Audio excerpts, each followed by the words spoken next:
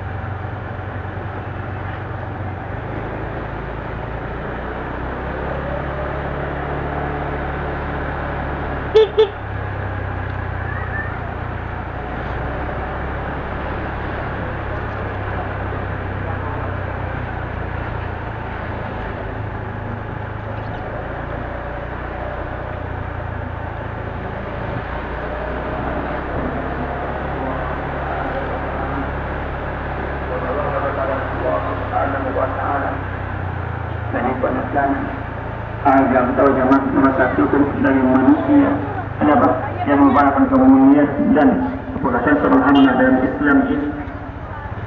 Dan demikian kaum muslimin dan muslimat rahimakumullah, 5 pesan dari malaikat Jibril ini perlu untuk kita renungkan dan kita hayati dalam kehidupan kita.